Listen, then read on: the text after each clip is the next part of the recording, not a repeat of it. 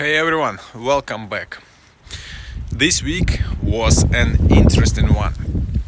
Not because everything went up, but because we are clearly in a short-term correction phase. I want to share not only what happened in the markets, but what we as investors can actually learn from it. Because even when companies report record results, the market sometimes still goes down. And this week is a perfect example of that. So, what's the market overview? The last few days have been quite shaky. Most indexes, including the S&P 500 and Nasdaq, have been under pressure. We are seeing a clear risk-off sentiment now. Many stocks corrected even after strong earnings. So let's go through the most important reports that shaped this week. Palantir Technologies, the hyped stock for the last few years. It reported another record quarter. Revenue reached $1.18 billion, up 63% year over year. So US commercial revenue grew more than 120%. They even raised their full year guidance to around 4.4 billion in total sales. And yet, the stock dropped. Why? Because investors were already expecting perfection. The results were great, but the valuation had gone too far ahead. And that's a good reminder that in times of uncertainty, even the strongest companies can correct when the market is, let's say, defensive. And Palantir was not the only one. Just look at my favorite PayPal. Last week, the company delivered what analysts call a triple beat: better profit, better revenue, and an upgraded outlook for the next year. They even announced a new partnership with OpenAI. But despite all of that, the stock kept moving lower, continuing its long-term downtrend. That shows how nervous and selective market is right now. Even great news can't always overcome the overall risk sentiment.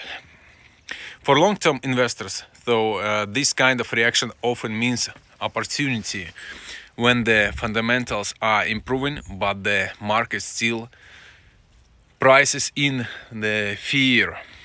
And we also saw that the VIX index was spiked yesterday as well.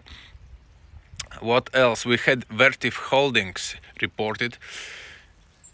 If you want to understand what's happening with the AI and data center boom, look at Vertiv. They provide cooling and power management systems for data centers.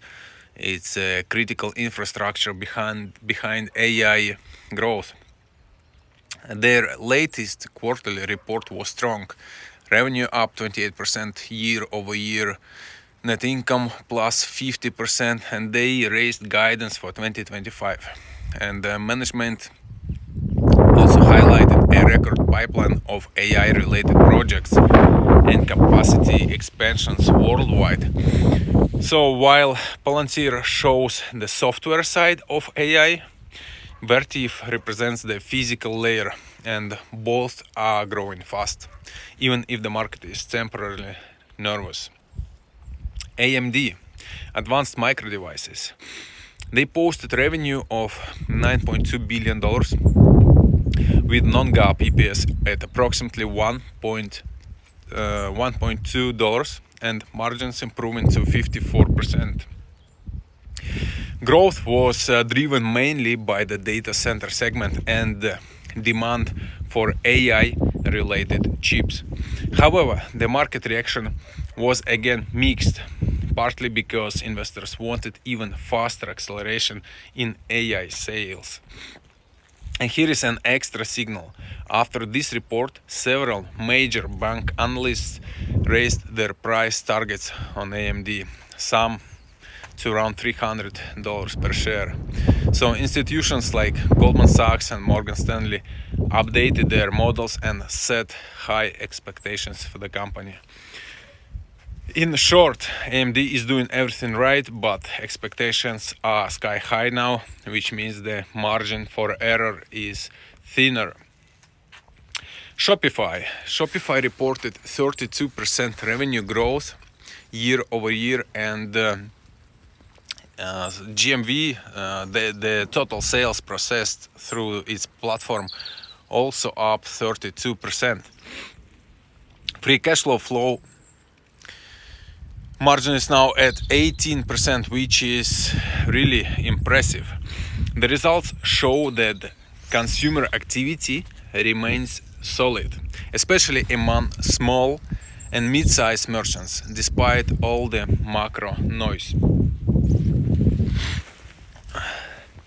So far, it doesn't look like the consumer is giving up.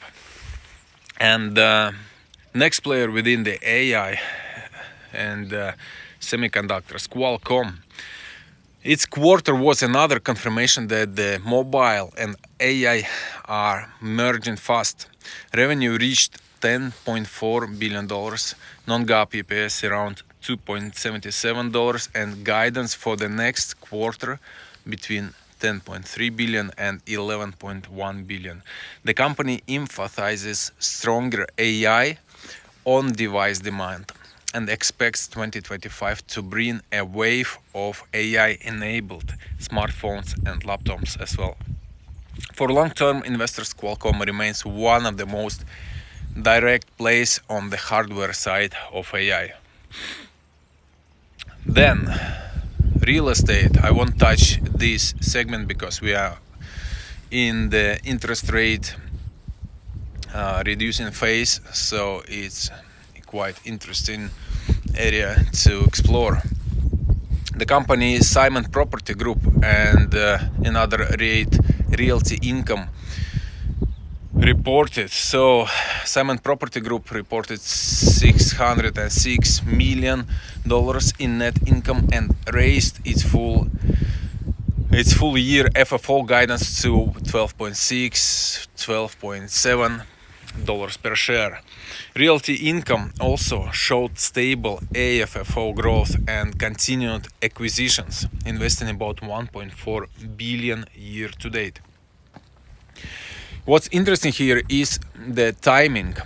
With the rate cut cycle just beginning, this sector finally gets some relief. Higher interest rates were the main pressure point for the rates over the last 2 years. Now, with borrowing costs expected to decline, many of these companies could start to recover. Not immediately, but gradually through this and next year. Next on pharma sector. I'm personally interested in Novo Nordisk. So this company and their rival Lilly had interesting news. Novo Nordisk, first of all, reported weaker than expected results this week, and sales came in below consensus. Management narrowed its full-year outlook, and they announced about 9,000 job cuts as a part of restructuring. It's the fourth time this year they trimmed their guidance, now expecting sales growth in the range of 8 to 11%, down from 8 to 14% previously. Meanwhile, Eli Lilly, which is their main competitor, delivered the opposite, revenue up 54% year over year to 17.6 billion, beating expectations and raising its forecast for 2025. So right now, Lilly is clearly winning the GLP-1 race, while Novo faces a tough path to regain momentum. So what's the takeaway? This week was a reminder that the numbers alone don't move markets. Sentiment does. Even record growth from Palantir or AMD did not stop a correction. Investors are cautious, and that's healthy because corrections are what build the next opportunity. For the long-term investors, it's not about predicting the next move. It's about staying focused on the quality businesses, those that will still matter when the hype cycles fade. And for those of you just starting, remember, have more income than expenses. That's the key for investment opportunities. Keep building that foundation, keep learning, and stay consistent. So that's it for this week. This week's market wrap up. If you found this useful, let me know in the comments what company you are watching right now, or which one you would like me to review next week. Thanks for watching, and as always, stay rational, stay invested, and stay curious. Please don't forget to hit the thumb up button and subscribe to my channel if you didn't do so. See you in the next one.